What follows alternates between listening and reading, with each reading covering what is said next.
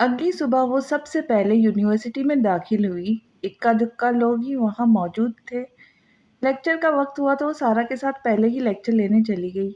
ये उनकी extra classes थी। लेक्चर के दौरान वो डार्क ईगल का दिया कलम हाथ में थामे बैठी रही। दिल कर रहा था कि बस अभी दौड़कर उसके पास चली जाए और उसने ऐसा ही किया। वो हाथ में कलम उठाए क्लास से बाहर जाने लगी। जब दरवाजे पर उसके हाथ से कलम छूटकर फर्श पे गिरा, उसने झुककर कलम पर हाथ रखा। जब उसे अपने हाथ की हड्डियां टूटती हुई महसूस हुई, वो कोमल थी जो उसके हाथों पर अपना पाँव रख चुकी थी। हुरिया की चीख पर उसने जल्दी से अपना पाँव उसके हाथ से हटा लिया। हुरिया ने जल्दी से पैर उठाकर उसे देखा। वो ठीक था, उस पर खरोच तक नहीं आई थी। वो उठ खड़ी हुई। कोई काम देखकर ही कर लिया करो। कोमल से बर्दाश्त न हुआ कि वो उसे बगैर कुछ कहे क्यों आगे को बढ़ रही है। वाह जी, कोमल बीबी तो सुधर गई, खुद की गलती पर खुद को ही सुना रही है। हुरिया ने पलटकर उसे जवाब दिया, गलती मेरी नहीं तुम्हारी है। मेरी गलती होती तो तुम चुपचाप ऐसे आगे ना बढ़ जाती। हुरिया को लगा वाकई गलती उसकी है कि वो चुपचाप आगे क्यों बढ़ गई। वो मुड़कर उसके सामने खड़ी हुई और जोरदार थप्पड़ उसके गाल पर रसीद कर दिया। गलती मेरी थी कि मुझे चुपचाप नहीं जाना चाहिए था। लो, सुधार ली गलती। हुरिया इतने दिनों के बाद आज गुस्से में आई थी क्योंकि जो उसे पुरसुकून कर सकता था वो वहां मौजूद नहीं था। कोमल चीख चीख कर पीठ पीछे बोलती रही। हुरिया ने उसे मुकम्मल नज़रअंदाज किया और दौड़ कर कैफेटेरिया में आई। पहले वो अपनी मखसूस जगह पर बैठी रही, लेकिन वो नहीं आया। फिर उसने खुद तलाश किया, मगर वो जा चुका था। सर, यहाँ पर डार्क ईगल काम करता है, वो कहाँ है? हुरिया ने कैफेटेरिया के काउंटर पर खड़े मैनेजर से पूछा। नो मैम, यहाँ तो कोई इस नाम का लड़का काम नहीं करता। उसे लगा उसके पाँव पत्थर के हो गए, लेकिन उसे ईगल से मिलना था। उससे इजहार मोहब्बत करना था, अपनी अना को मार कर उसे बताना था कि हुरिया सिकंदर को उससे बेपनाह मोहब्बत है।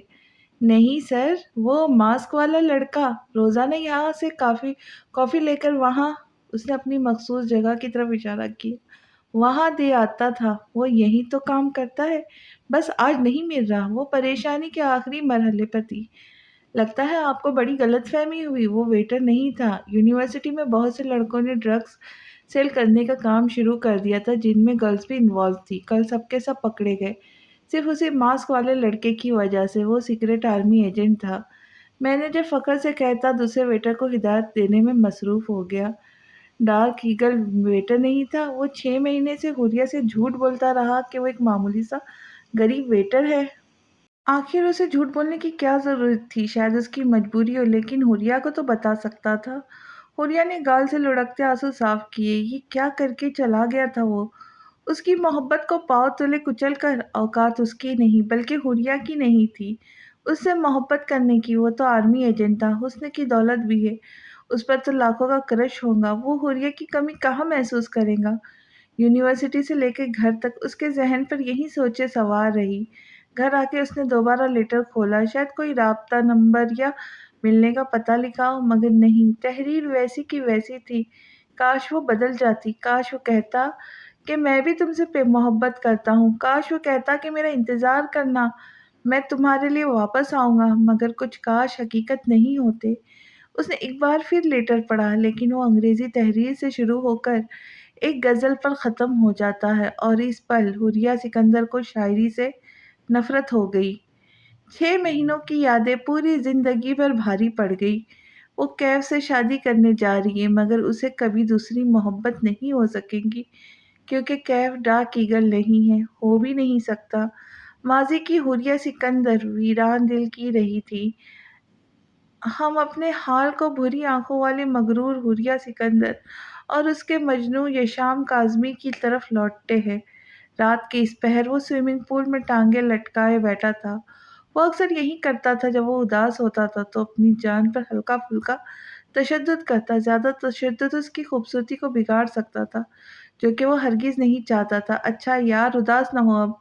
अभी 2 दिन बाकी है, मुझे यकीन है तुम उसे अपनी मोहब्बत का यकीन दिलाओगे। बासिल हमेशा की तरह उसकी तन्हाई में उसका साथी था। वो कमर कमर के पीछे हाथ बांधे पूल के किनारे ठहर रहा था। वो भी बहुत ज़िद्दी है, मैं जानता हूँ उसे, पहले दिन से मोहब्बत करता हूँ उससे। اس نے دونوں ہاتھ فرش کی سطح پر ٹکائے۔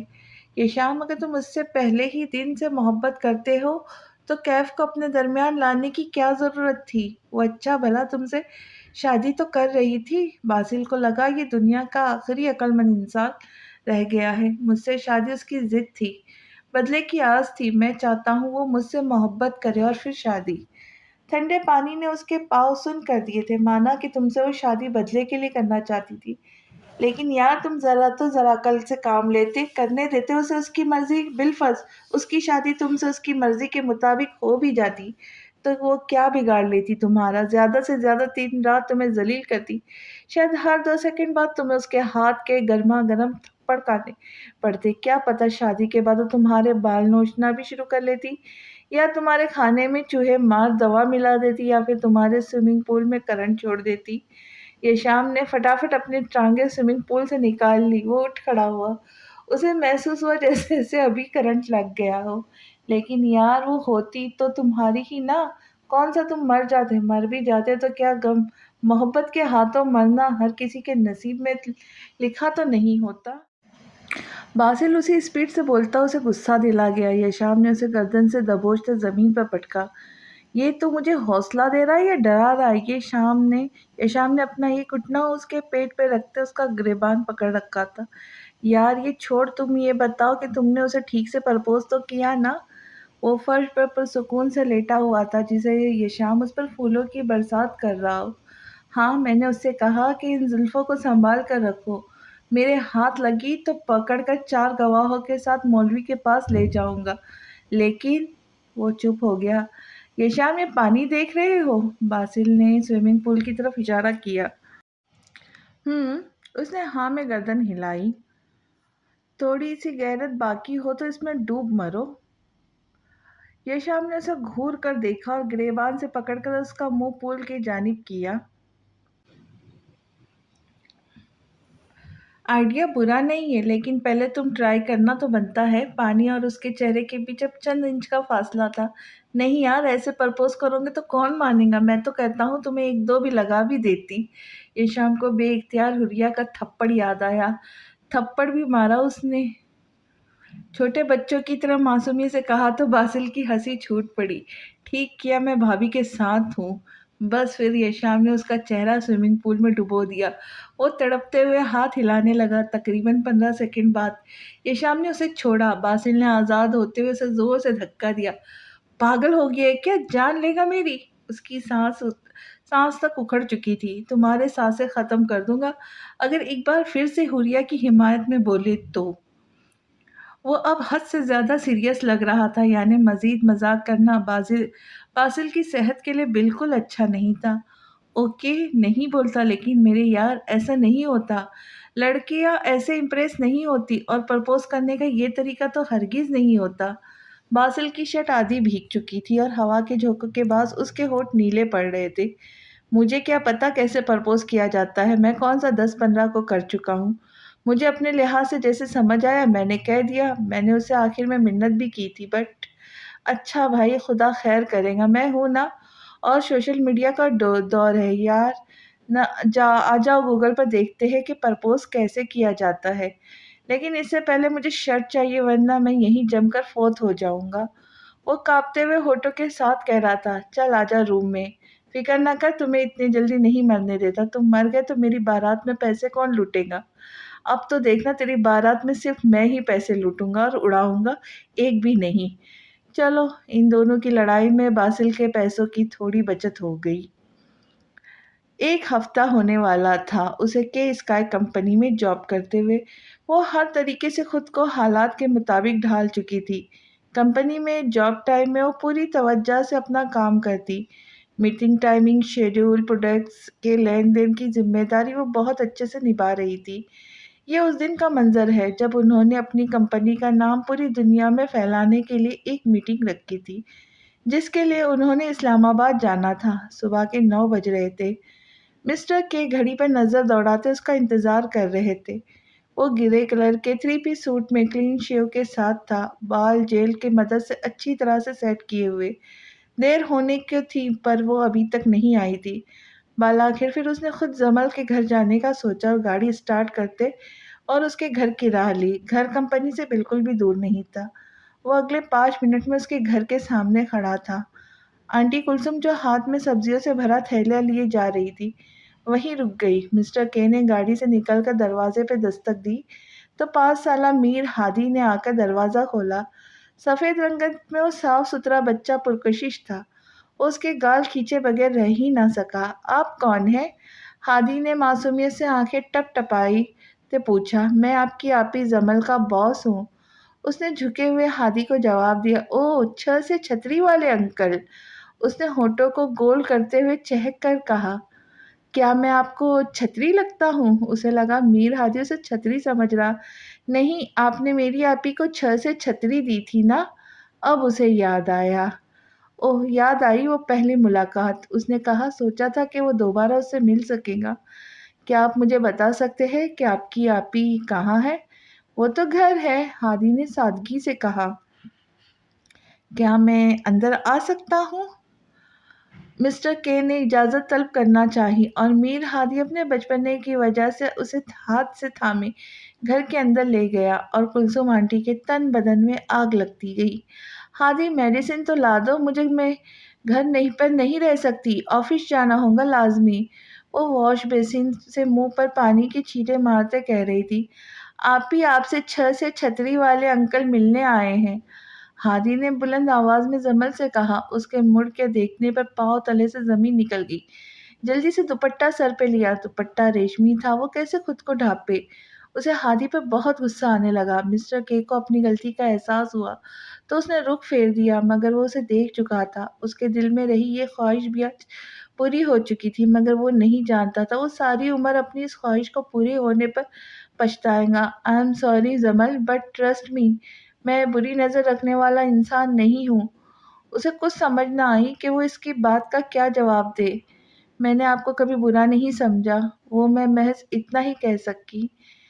پھر آپ اتنا سخت پردہ کیوں کرتی ہیں مجھ سے؟ اس سے وہ رخ پھیرے کھڑا تھا، لیکن اسے محسوس ہو رہا تھا کہ جمل کی نظر اس کی پشت پر جمی ہوئی تھی۔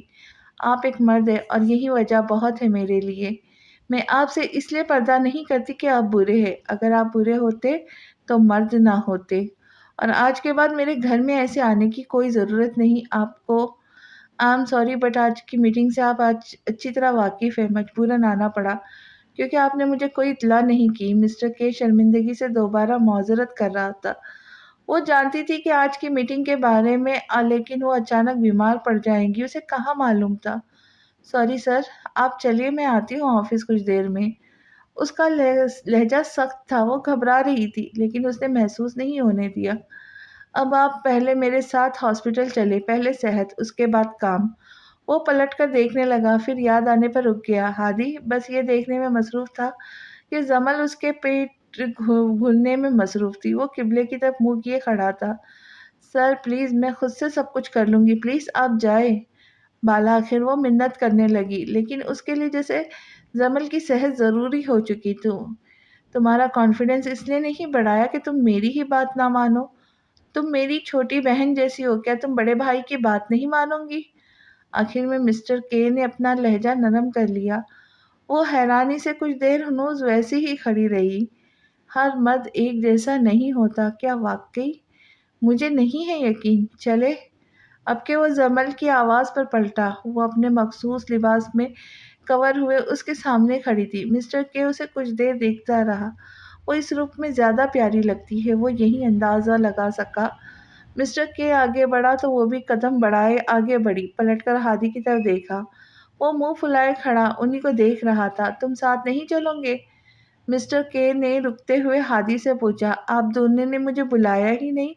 معصومیت سمائے پھر بھرپور ناراضگی سے کہا۔ مسٹر کے ہنس پڑا، چند قدم پیچھے مڑ کر وہ ہادی تک آیا۔ اتنے سے ہو تم اور اتنی ناراضگی اور چھوٹی سی ناک پر اتنا غصہ؟ مسٹر کے نے نیچے جھکتے ہوئے اسے گود میں اٹھا لیا۔ نیچے اتارے مجھے، میں چھوٹا بچہ نہیں ہوں۔ وہ نیچے اترنے کے لیے ضد کرتا رہا، مگر مسٹر کے اسے گال کھینچتے اسے گاڑی میں بٹھا کر خود ڈرائیونگ سیٹ پر بیٹھ رہا تھا۔ جمل پچھلی سیٹ پر بیٹھی اور 20 منٹ کی مسافت طے کرتے ہوئے وہ لوگ ہاسپٹل پہنچ گئے۔ وہ بھی ایک غلطی کر چکی تھی، مگر اس پل اسے اس کا اندازہ نہیں تھا۔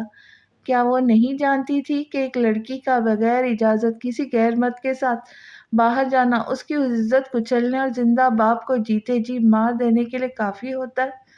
ہسپتال کے ایک سفید چادر والے بیڈ پر بیٹھ گراؤنڈ سے وہ ٹیک لگائے بیٹھی تھی۔ اسٹینڈ سے لگی ڈریپ کی لمبی تار اس کے ہاتھوں کی رگوں میں پیوست تھی۔ اس کا پورا جسم بخار سے تپ رہا تھا۔ بیڈ کے پاس پڑے اسٹول پر مسٹر کے براجمان تھے۔ ہادی اس کے موبائل فون پر ہنس ہنس کر کوئی فنی ویڈیو دیکھ رہا تھا۔ جمل کا سر چکرانے پر آیا تھا۔ اس نے سر پیچھے کر کے بیڈ گراؤنڈ سے ٹیک لگایا اور آنکھیں موند لی۔ تقریباً 4 گھنٹے کے بعد وہ انودگی کی حالت میں اٹھی، آہستہ سے پلکوں کی جھالر اٹھا کر آنکھیں کھولی۔ بیڈ پر ہاتھوں کا دباؤ بڑھاتے وہ اٹھ بیٹھی۔ روم میں کوئی نہ تھا، نہ وہ اور نہ ہی ہادی۔ گلاس ڈور ادھ کھلا پڑا تھا، 2 آدمیوں کی گفتگو ہو رہی تھی۔ جمل نے ان کی باتوں پر غور کرنا چاہا، وہ بغور انہیں سن رہی تھی۔ آپ میرے ساتھ کیبن میں چلیں، میں تفصیل سے بتاتا ہوں۔ وہ مضبوط مردانہ آواز کو پہچان نہ سکی۔ گلاس ڈور کے پار نظر آنے والے 2 سایہ آگے کو بڑھ رہے تھے۔ وہ ایک سائے کو پہچانتی تھی، مسٹر کے کو۔ اس کے ہاتھ میں ہادی کا ہاتھ تھا۔ وہ گلاس ڈور سے آگے بڑھ گئے۔ جمل کا سر من کا بھاری ہو رہا تھا۔ اس وقت کا اندازہ نہیں تھا، وہ نہیں جانتی تھی اسے یہاں کتنا وقت گزر چکا ہے۔ ابھی بھی وہ ہوش میں مکمل طور پر نہیں آئی تھی۔ محسوس ہوتا تھا اس کے سر پر کسی نے گہری ضرب لگائی ہو، اور چند لمحے بعد پھر سے انودگی میں ڈوبتی چلی گئی۔ ہادی اور مسٹر کے اس وقت ڈاکٹر شہیر کے کیبن میں موجود تھے۔ وہ ڈریس پر وائٹ کوٹ پہنے بیٹھا تھا۔ وہ ایک سائیکولوجسٹ تھا۔ مسٹر کے عین اس کے روبرو بیٹھا ڈاکٹر شہیر کے بولنے کا انتظار کر رہا تھا۔ ان کو شیزوفرینا ہو چکا ہے۔ مسٹر کے کچھ لمحے کے لیے ساکت رہ گیا۔ وہ صرف 17 سے 18 سال کی تھی، اور اتنی سی عمر میں یہ ذہنی مریض! کیا اس کا کوئی علاج نہیں؟ اس نے ڈرتے ہوئے پوچھا۔ وہ ڈاکٹر شہیر کے چہرے پر دیکھ رہا تھا۔ دل میں بس ایک ہی دعا جاری تھی کہ اس کا جواب نہ میں نہ ہو۔ ڈاکٹر شہیر کے لب ہلنے لگے۔ وہ اب بول رہا تھا، شیزوفرینا کو اردو میں انشفاق ذہنی کہتے ہیں۔ شیزوفرینا ایسا مرض ہے جس میں فرد کی سوچ، ہیجانات، احساسات، کردار بری طرح متاثر ہوتے ہیں۔ مریض کا فکر غیر منظم اور غیر حقیقی اور توجہ منتشر ہو جاتی ہے۔ کیبن میں بس ڈاکٹر شہیر کی آواز گونج رہی تھی۔ وہ انہیں بیماری کی تفصیل بتا رہا تھا۔ میر ہادی اپنے چھوٹے سے ذہن پر دباؤ ڈالتے ہی سوچنے میں مگن تھا کہ آخر ڈاکٹر شہیر کہہ کیا رہے ہیں۔ شیزوفرینا کا مرض حقیقت سے دور خبط اور اوہام کے خیالی دنیا میں بسا لیتا، اور مس جمل کو بھی یہی مسئلہ ہے۔ شاید آپ نے غور کیا ہو، وہ سوچتے سوچتے دنیا جہاں سے بیگانہ ہو جاتی ہوگی۔ مسٹر کے یاد کرتا گیا، اور منظر ایک کے بعد ایک اس کی آنکھوں کے سامنے سے گزرتے گئے۔ جمل رکشے میں بیٹھتے وقت بھول جاتی تھی کہ اس کی منزل کہاں ہے۔ ہر بار رکشے والے کو خود کہنا پڑتا تھا کہ بی بی آپ کا اسٹاپ آ گیا ہے۔ ہاں، وہ اکثر یہی کرتی تھی۔ وہ رکشے والے کو زیادہ پیسے دے آتی اور بقایا لینا بھول جاتی۔ مسٹر کے سمجھانے کے بعد بھی وہ بعض اوقات ایسا ہی کرتی۔ میٹنگ روم خالی دیکھنے کے بعد اسے معلوم ہوتا میٹنگ ختم ہو چکی ہے۔ مسٹر کے کی جگہ کوئی اور ہوتا تو کب کا اسے نکال چکا ہوتا، لیکن وہ مسٹر کے تھا۔ اسے جمل اچھی لگتی تھی، اس کی معصومیت، اس کی پرہیزگاری، وہ ان پر مر مٹا تھا۔ جس عمر میں لڑکی اپنی خوبصورتی پہ ناز کرتی ہے، وہ اس عمر میں صرف رونے کا کام سر انجام دیتی تھی۔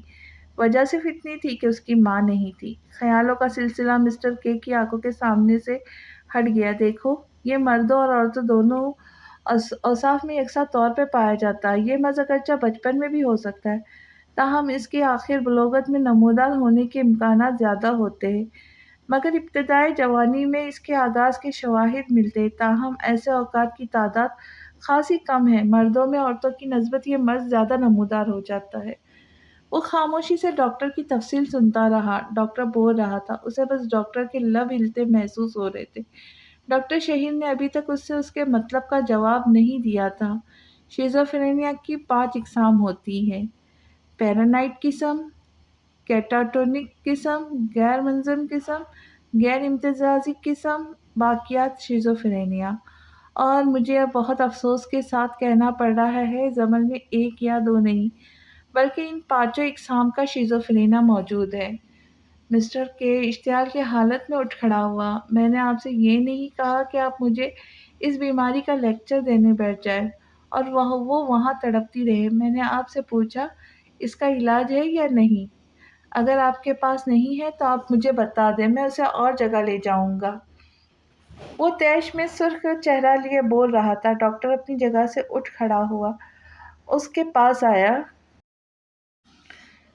ریلیکس مسٹر کے، اس بیماری کا علاج ہے۔ ڈاکٹر شہیر کے لبوں سے نکلتے ہی ان الفاظوں نے اس کی جان میں جان ڈالی۔ اس نے ڈاکٹر شہیر کو گلے سے لگا لیا۔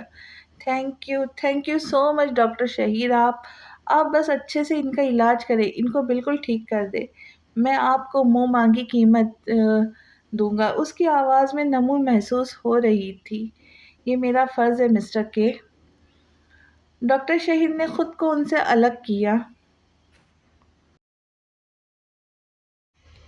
ڈاکٹر شہیر نے خود کو ان سے الگ کیا۔ ہادی کو ان سارے میں بس اتنا سمجھ آیا کہ اس کی آپی بیمار ہو چکی ہے۔ وہ بغیر آواز کے کب سے رو رہا تھا، شاید اس لیے ان دونوں نے ابھی تک اس پر دھیان نہیں دیا۔ مسٹر کے نے گردن کا رخ پھیر کر دیکھا تو اپنے ننھے بازو میں سر چھپائے رو رہا تھا۔ ہادی کو ایسے روتا دیکھ کر اسے اپنا دل باہر نکلتا محسوس ہوا۔ اس نے ہادی کو چیئر پہ کھڑا کر کے اسے سینے میں بیٹھ لیا۔ رو نہیں بچے، کچھ نہیں ہوا جمل کو، وہ ٹھیک ہے، بس ڈرامے بازیاں کر رہی ہے۔ ہادی کی آنسو صاف کرتا وہ محبت سے بول رہا تھا۔ میں تو ہر نماز میں ان کے لیے دعا مانگتا تھا، پھر وہ کیسے بیمار ہو سکتی ہے؟ وہ شکوہ کرتے ہوئے مایوس ہو گیا۔ مسٹر کے سامنے والی ٹیبل پر بیٹھے اسے کندھوں سے تھامے ہوئے تھے۔ تم نماز بھی پڑھتے ہو؟ مسٹر کے نے اس کا دھیان کہیں اور لگانا چاہا۔ ہاں، میں ساری نماز پڑھتا ہوں، قرآن بھی پڑھتا ہوں، لیکن میری آپی نے کہا ہے کہ کسی کو بتانا نہیں چاہیے، بتانے سے نیکی ضائع ہو جاتی ہے۔ اس کا دھیان بڑھ گیا، وہ اب رو نہیں رہا تھا۔ ٹھیک، اسی لیے آپ نے مجھے نہیں بتایا کہ آپ عبادت کا شوق رکھتے ہیں۔ ڈاکٹر شہیر، کیا آپ کو بتایا ہمارے معصوم بچے نے؟ مسٹر کے نے ایک آنکھ ونک کرتے ہوئے ڈاکٹر شہیر سے مخاطب ہوا تو انہوں نے بھی نفیس میں گردن ہلائی۔ ہادی اچھا بچہ ہے، وہ اپنی آپی کی باہر بات مانتا ہے اور یہ جھوٹ ہے۔ چلو بچے، آپ کی آپی سے مل کر آتے ہیں۔ ڈاکٹر کے کہنے پہ وہ چیئر سے اتر کر کیبن سے باہر کی طرف دوڑ نکلا۔ میں ایک ہفتے کی میڈیسن ریکمینڈ کر رہا ہوں، وہ وقت پر ان کو دیتے رہے۔ اس بات کا خیال رکھے کہ وہ سوچے نہ، اگر پھر بھی یہ ٹھیک نہ ہوئی تو پھر مرض کی شدت میں دماغی جراحی یا بجلی کے جھٹکے سے ان کا علاج کرنا ہوگا۔ وہ دونوں اب ایک ساتھ کیبن روم سے باہر نکل رہے تھے۔ دعا کرے کہ وہ میڈیسن سے ٹھیک ہو جائے، میں نہیں چاہتا اسے ذرا سی بھی تکلیف ہو۔ ڈاکٹر شہیر نے اس کے چہرے پہ دیکھا۔ اس کے چہرے پہ واقعی پریشانی واضح تھی۔ ماشاء اللہ، لگتا ہے بہت محبت کرتے ہیں جمل سے۔ آپ فکر نہ کریں، وہ ہو جائیں گی ٹھیک۔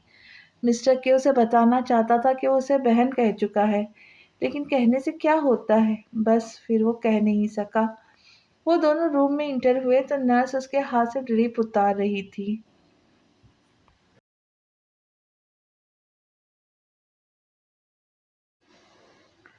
ہادی اس کے پہلو میں کھڑے جمل کے ہاتھوں پہ پھونک مار رہا تھا۔ 15 منٹ کے وقفے کے بعد وہ ہسپتال سے باہر نکلے۔ وہ سارا دن یہاں گزار چکے تھے۔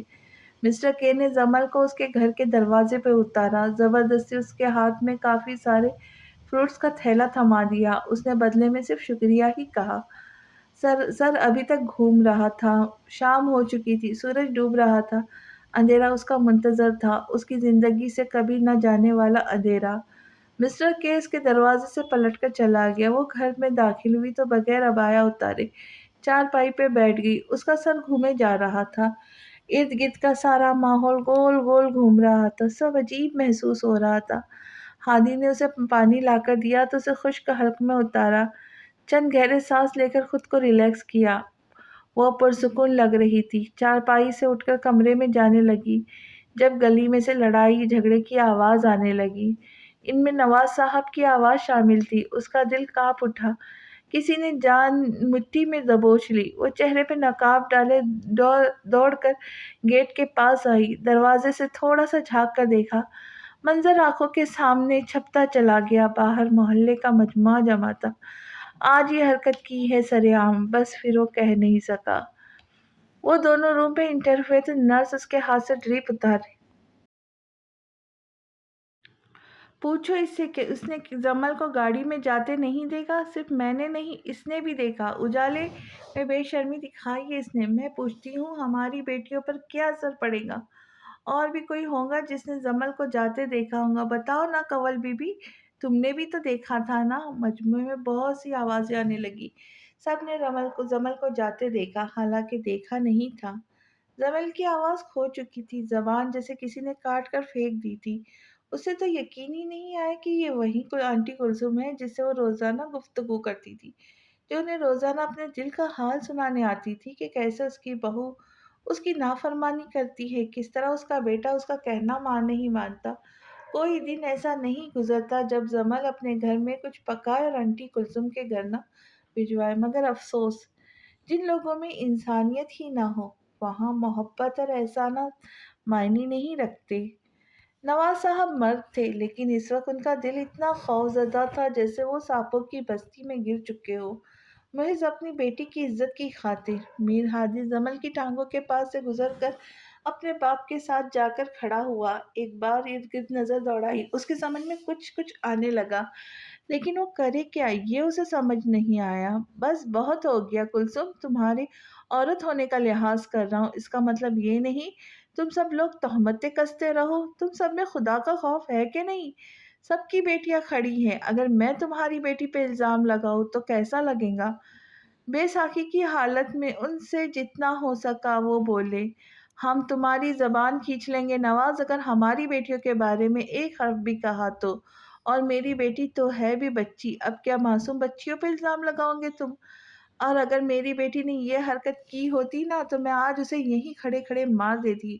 اگر اتنے ہی نیک ہو تم اور تمہاری نوابزادی تو بلاؤ نا، اس کو پوچھو نہ ذرا اس سے۔ چیختے چلاتے اس بے حس عورت کی نظر گیٹ کی طرف گئی جہاں سے جمل جھانک رہی تھی۔ وہ لڑاکا عورت بازو اوپر چڑھائے غصے سے گیٹ کی جانب آئی اور جمل کو بازو سے گھسیٹ کر باہر نکالا۔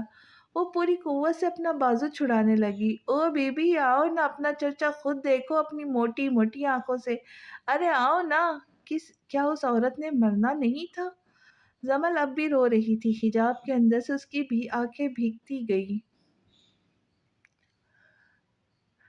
یہ دنیا کیا گھٹیا ترین عدالت تھی جس میں اس وقت جمل، نواز صاحب اور میر ہادی کھڑے تھے۔ اس کے بازو پر اس بے حس عورت کی سخت گرفت تھی۔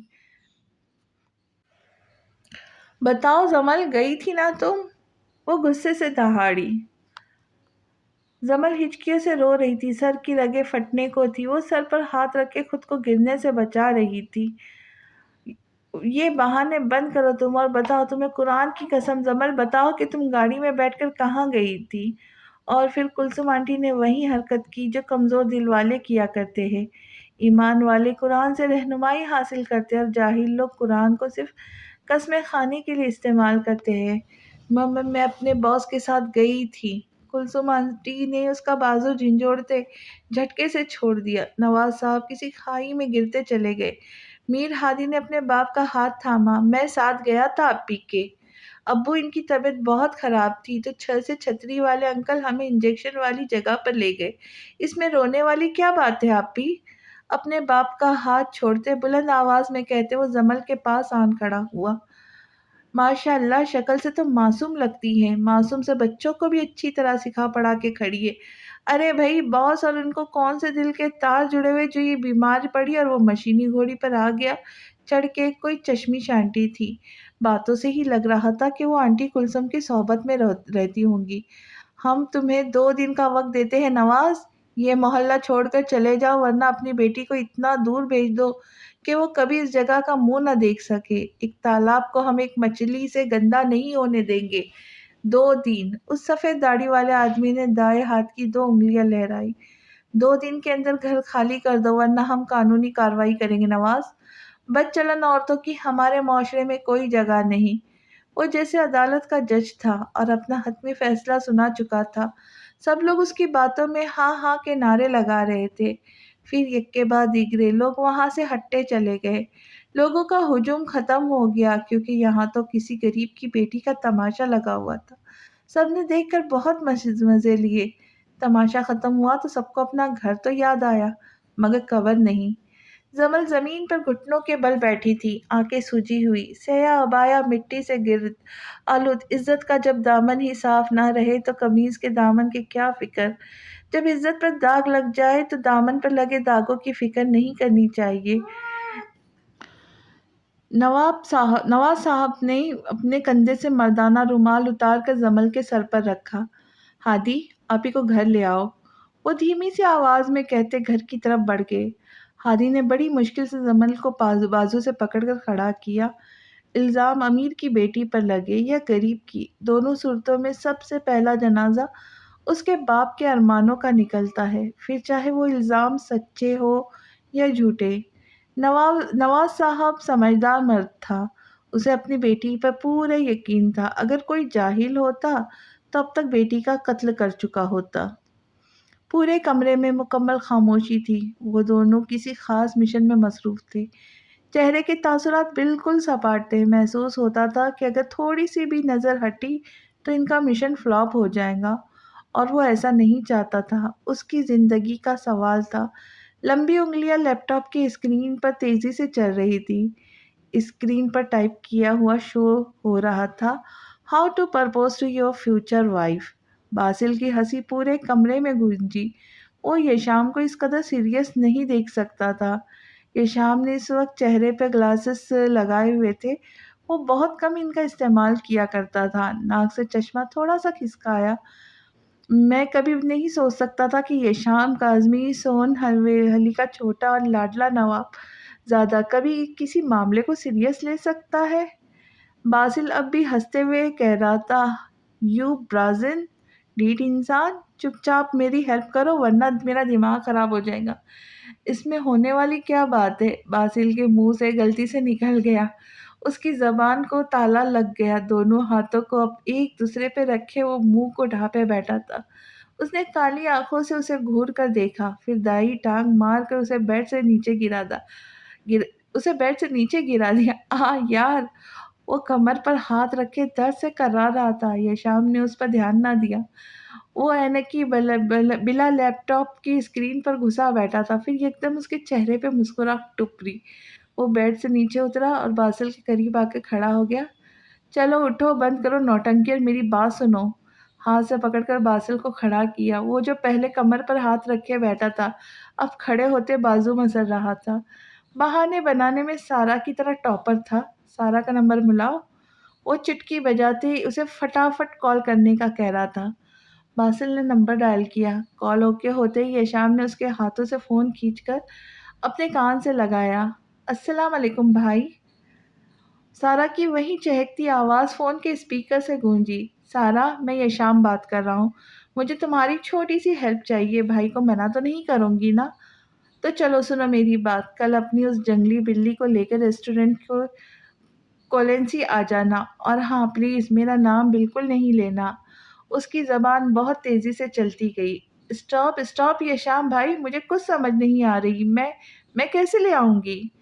سارا تو گئی کام سے۔ یشام نے ایسے حکم دیا تھا جیسے حوریہ سارا کی ہر بات مانتی ہیں۔ مجھے پتا ہے سارا، تم یہ کر لو گی، اوکے گڈ بائے۔ یشام نے کال کٹ کر دی۔ ادھر سارا کے کانپے ٹانگ رہی تھی۔ اگر حوریہ کو پتہ لگ گیا کہ سارا نے اسے یشام کے کہنے پہ اس ریسٹورنٹ پہ بلایا ہے تو سارا آدھی نہیں سارے کی ساری تباہ ہوگی۔ اب مجھے بھی کچھ بتاؤ گی کہ تم نے کیا سوچا ہے؟ باسل نے اکتاہٹ سے پوچھا۔ باسل تو گھر جا، میں بھی دیکھتا ہوں وہ کیسے مجھ سے امپریس نہیں ہوتی، وہ بھی یاد رکھیں گی کہ کس عاشق سے پالا پڑا ہے اس کا۔ انگلی سے چشمے کی نوک پر سیٹ کیا، اس کے نظر بیڈ سائڈ ٹیبل کے اوپر لٹکے گٹار پر پڑی۔ وہ تو اس کی سحر انگیز آواز کی بھی دیوانی نہیں تھی، کیونکہ وہ خود ایک سحر تھی۔ مطلب اسے کچھ نیا کرنا ہوگا، گانا سنا کر امپریس نہیں، یہ نہ ہو کہ اس بار تھپڑ کی بجائے گٹار ہی منہ پر آ لگے۔ ہائے، وہ کبھی اپنی خوبصورتی پر آنچ نہیں آنے دے گا۔ یشام نے گٹار پر نظر گاڑے سوچا کتنا اچھا ہوتا نا اگر وہ اس کے پیپرز میں فیل نہ کرواتا، لیکن ایسا کرنا بھی محض اس کی مجبوری تھی۔ اگر وہ ایسا نہ کرتا تو اپنی محبت سے ہاتھ دھو بیٹھتا۔ آج اسے کچھ زیادہ ضروری کام نہیں تھا۔ ناشتے سے فارغ ہو کے وہ اپنے کمرے میں بیڈ پر بے ترتیبی سے کتابیں پھیلائے بیٹھی تھی۔ وہ کتابیں نہیں، اس کے خوابوں کی تعبیر تھی، اور بھیانک حقیقت جسے وہ ساری زندگی قبول نہیں کر سکیں گی۔ दोनों पाँव कैंची की तरह सूरत फोल्ड किए, सर झुकाए, वो एक छोटे चार्ट पर रवानी से पेंसिल फेर रही थी। वो स्केच बनाने में बहुत अच्छी थी, लेकिन इस आदत को छोड़े उसे 4 साल बीत चुके थे। हाथों में चलती पेंसिल की रफ्तार वैसी थी। चार्ट पे बनने वाले अक्स का तस्वुर कुछ यूं था। एक लड़का, सर पीछे को टिकाए, कुर्सी पर एक स्टाइल से बैठा था। अंदाज मगरूर था, हालांकि उसने कोशिश की थी कि स्केच में नजर आने वाला शख्स मगरूर ना लगे, क्योंकि डार्क ईगल ऐसा नहीं था। बेतरतीबी से फैले हुए उसके बालों ने माथे को ढांप रखा था। एक हाथ चेयर से नीचे लुढ़क रहा था। हूबहू डार्क ईगल था। चेहरे के पहरेदारी करता उसका सयाह मास्क। स्केच को मुकम्मल करने के बाद थोड़ी पर हाथ टिकाए उसे देखती रही। हसरत, उम्मीद, चाहत, मोहब्बत, एहसास, स्केच में सारे जज्बात थे सिवाय इश्क के। उसे डार्क ईगल से मोहब्बत थी, मगर इश्क नहीं। इंसान मोहब्बत के बगैर बगैर रह सकता है, इश्क के बगैर नहीं। अगर इसे इश्क होता तो उसकी चाहत में पागल हो जाती, जैसे वजदान हुआ था मलिहा की चाहत में। उसे इश्क होता तो वो जलकर भस्म हो जाती। उसे इश्क होता तो वो इंतजार में रहती, जैसे वजदान रहा था मलिहा की चाहत में। उसे इश्क होता तो वो दर दर भटकती, जैसे वजदान भटका था मलिहा की चाहत में। उसे इश्क होता तो वो जुदाई में मर जाती, जैसे वजदान मरा था मलिहा की चाहत में। मैंने आज तक बहुत सी खालिस उर्दू ज़बानों में गज़लें लिखी है, मगर ये मेरी पसंदीदा गज़ल है, बावजूद इसके कि इसके अल्फाज आम हैं, क्योंकि वजदान मलिहा का इश्क था। डार्क ईगल कभी हुरिया का इश्क नहीं हो सकता है। सच कहते हैं लोग, जुदाई से मौत बेहतर है। स्केच को देखते हुए उसकी आंखों के सामने डार्क ईगल का चेहरा था। हाथ में कॉफी के 2 कप लेकर आता हुआ डार्क ईगल। वो तसव्वुर में मुस्कुरा दी, फिर उसके नकाबशुदा चेहरे से होते हुए नजर स्केच पे बने वजूद के हाथ पर गई। उसका एक हाथ लुढ़कता हुआ चेयर से नीचे जा रहा था। हाथ में ब्लैक फ्रेम में सफ़ेद शीशों वाला चश्मा था। एक पल में उसका तसव्वुर टूट गया। चश्मा मतलब यशाम। उसने एक लम्हे की देर नहीं की और इस स्केच के टुकड़े टुकड़े कर दिए। थैंक गॉड यशाम उसके सामने नहीं था, वरना उसके गालों पे हुरिया के थप्पड़ की लाली छप जानी थी। इससे पहले कि वो किसी और जज्बात का सामना करती, ताई मरियम ने दरवाजे पे दस्तक देकर कुछ भले का काम किया, वरना हुरिया ने बैठे बैठे उसे हजारों गालियों से नवाज देना था। जी फरमाइए, आपको कौन सी बीमारी पड़ गई? वो ताई मरियम से तुनक कर मुखातिब हुई। हुरिया बेटा, क्या हो गया? शादी होने वाली है तुम्हारी, तमीज सीख लो अब तो। ओ तेरी, और ये लगी ताई मरियम की वाट। क्या मतलब? तमीज सीख लूं मैं? आपका मतलब है मैं बदतमीज हूँ? खुद को देखा है कभी? दिन रात अम्मी को मेरी शिकायतें लगाती रहती है। आप बात बात पे मुझसे पंगे लेती है। अयाज जब मुझे जलील करने आता है, उसमें आपका हाथी जितना हाथ होता है। चलते फिरते आप मुझे टॉर्चर करती है। आपका हर अंदाज ऐसा लगता है जैसे मैं आपकी सौतन हूँ। आवाज़ गुस्सैली और बुलंद थी। ताई मरियम ने कानों को हाथ लगा लिए। अस्तगफार हुरिया, कसम से मेरा तुम्हारे शोहर के साथ कोई लेना देना नहीं। वो बेगुनाही के आखिरी दर्जे पे थी। भाड़ में जाओ तुम और तुम्हारा यशाम। बेड से उतरकर पाँव में स्लीपर उड़ेसते हुए वॉशरूम में जाकर बंद हो गई। यशाम, मगर यहाँ तो कहीं भी उसका जिक्र नहीं हो रहा था। चंद लम्हे ताई मरियम कुछ सोचती रही, फिर कुछ याद आने पर वॉशरूम के दरवाजे पे गई। नीचे सारा आई हुई है, उसी का बताने आई थी, मैं ना कि यशाम की याद दिलवाने। वो भी रूड बिहेव में कहती पैर पटकते उसके कमरे से बाहर आ गई। वॉशरूम से बाहर आने के बाद वो कुछ रिलैक्स लग रही थी। चेहरे से कतरे कतरे पानी के टपक रहे थे। वो ढीली सी टी शर्ट और खुले ट्राउजर में मलबूस थी। ऊंची पॉनीटेल से निकलती आवारा लटे आज बिखरी लग रही थी। सदा की उदास वो उन्हीं स्लीपर्स के साथ पैर घसीटते रूम से बाहर आई। कमरे के बाहर ही उसे अयाज नजर आया। कहाँ जा रही हो? अयाज टांग अड़ाए बगैर ना रह सका। मरने जा रही हूँ, जा सकती हूँ? दोनों हाथों को कमर पे रखे गर्दन को ऊंचा करके कहा। जिंदगी में पहली बार इतना अच्छा काम करने जा रही हो, पूछने की क्या जरूरत हो? यू डफर, अयाज हट जाओ प्लीज। लहजा मौजरत ज़दा था। क्यों, मेरा दिमाग नहीं खाऊंगी? शहादत की उंगली से हुरिया के माथे को पुश किया। सॉरी ब्रो, मैं हराम चीज़ें नहीं खाती। ایبرو اچکاتے ایک ادا سے کہا اور آگے چل لی۔ ایاز اس کی پشت کو دیکھ رہا تھا، پھر وہ مسکرا دیا۔ تم میری وہ شہزادی حوریہ ہو کہ اگر میرا بس میں ہوتا تو تمہارا نصیب سونے کے قلم سے لکھواتا۔ اس نے حسرت کی۔ ایاز کی آنکھوں میں چمک ابھری۔ کل تک حوریہ کی شادی ہو جائیں گی، وہ اس سے دور چلی جائیں گی، وہ کس سے لڑیں گا پھر؟ آنکھوں میں نمی ابھرنے لگی۔ ایاز نے رخ پھیر کر اپنے کمرے کی جانب قدم بڑھائے۔ کوریڈور میں چلتے ہوئے حوریہ نے گردن موڑ کر ایاز کو دیکھا۔ وہ چلتا ہوا جا رہا تھا۔ ایاز تم میرے بڑے بھائی ہو اور مجھے میرا بڑا بھائی بہت عزیز ہے، لیکن میں نہیں چاہتی کہ تم یہ بات جانو۔ اس نے رخ واپس اپنی طرف واپس پھیر لیا۔ دونوں نے بیک وقت اپنی آنکھ سے نکلنے والے آنسو کو ہاتھ کے پشت سے صاف کیے۔ بنت ہوا کی بیٹیاں اداس ہے بھائیوں کے غم میں، اور ظالم معاشرہ کہتا ہے ضرور عاشق نے چھوڑا ہوگا۔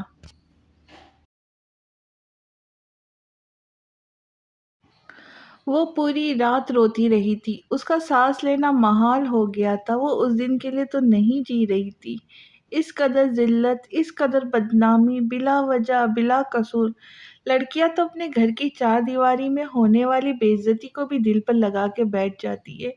بھرے مجموعے میں بدنام ہونا تو روح تک کو جلانے کے مترادف ہے۔ ابو ایک بار بھی مجھے دیکھنے نہیں آئے، مطلب انہیں بھی مجھ پر بھروسہ نہیں۔ میں نے تو پرہیزگار اختیار کی تھی، پھر اللہ نے یہ سب کیسے ہونے دیا؟ کل تک وہ ابا کو پھر ذلیل کرنے کے لیے کھڑے ہوں گے۔ ابو جہاں جہاں سے گزریں گے ان کی بدنامی ہوگی، صرف اور صرف میری وجہ سے۔ ہم کیسے ہی گھر چھوڑ کے جا سکتے؟ کتنی تکلیف ہوں گی انہیں۔ وہ بستر پر لیٹے بہتے آنسوں کے ساتھ سوچ رہی تھی۔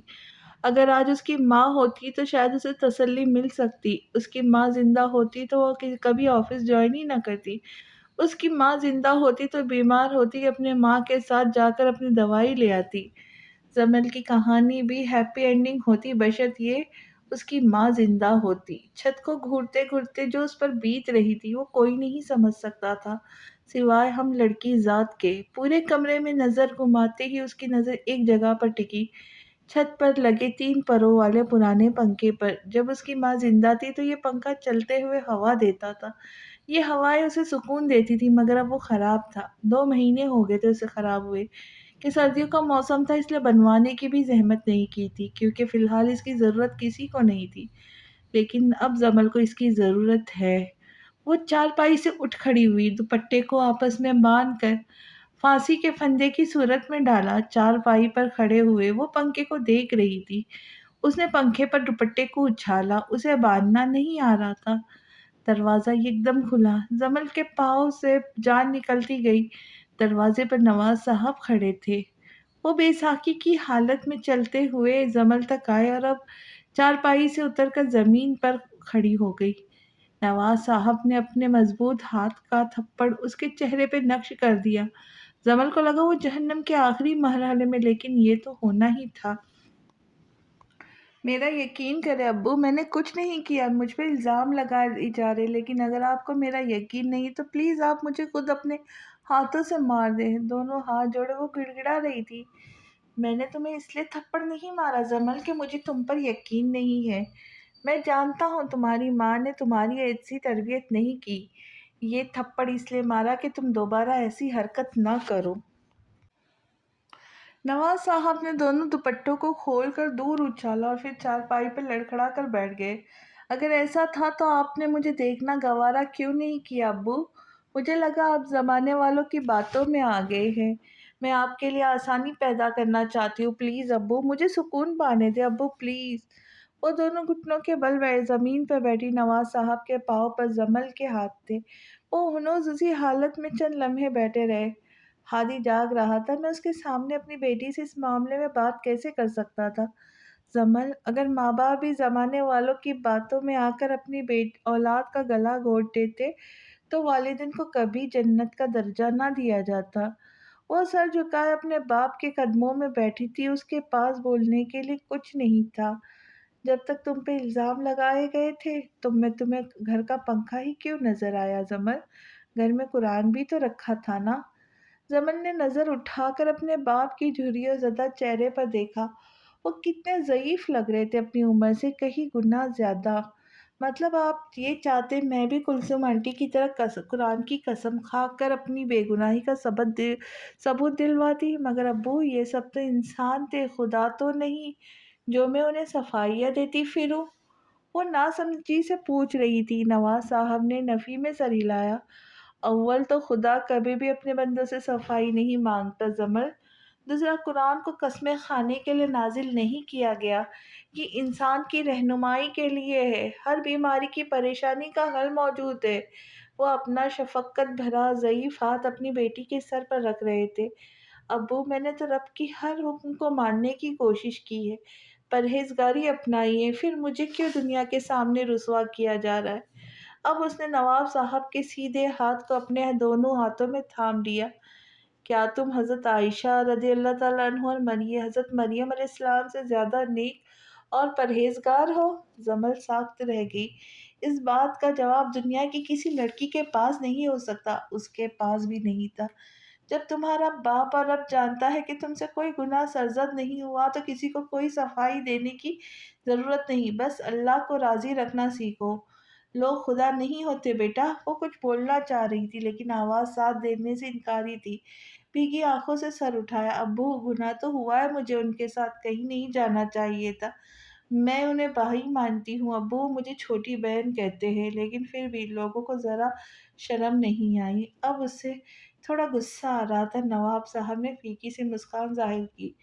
شیطان اگر مرد کے دماغ پر پوری طرح حاوی ہو جائے تو سگے بھائی کے ہاتھ سے بہن کا قتل تک کروا سکتا ہے، ایسے میں کسی اور کو اچھا سمجھنا بیوقوفی ہے۔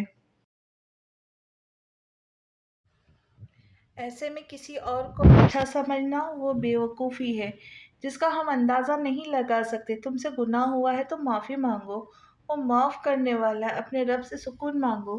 خودکشی کسی بھی مسئلے کا حل نہیں ہوتی۔ جذبات کی آڑ میں اگر تم خودکشی کر بھی لو تو لوگ یہی کہیں گے کہ اس پر لگائے گئے الزام جھوٹے نہیں تھے، اس لیے تم مر گئی۔ لیکن اگر تم زندہ رہ کر صرف خدا سے رابطے میں رہوں گی تو لوگوں کے بولنے سے بھی تمہیں کوئی فرق نہیں پڑے گا۔ آنسو لڑک کر گال تک جا رہے تھے، چہرے پہ مسکان تھی، اب چاہے اداس ہی سہی۔ وہ دنیا کی خوش نصیب لڑکی تھی جسے حوصلہ دینے والا اس کا اپنا باپ تھا۔ نواب صاحب چارپائی سے اٹھ کھڑے ہوئے۔ جی ابو، میں ایسا ہی کروں گی۔ مجھے آج تک میرے رب نے سنبھالا ہے، آگے بھی وہی سنبھالے گا۔ وہ کھڑے ہوتے ہوئے کہہ رہی تھی۔ اب دل کا بوجھ ہلکا ہو چکا تھا، وہ اب سکون سے سو سکیں گی۔ ملتے ہیں اگلی ویڈیو میں اگلی قسط کے ساتھ۔ تب تک خوش رہیں، خوشیاں بانٹیں، چینل کو سبسکرائب کریں، لائک کریں، شیئر کریں اور دعاؤں میں یاد کریں۔ اللہ حافظ۔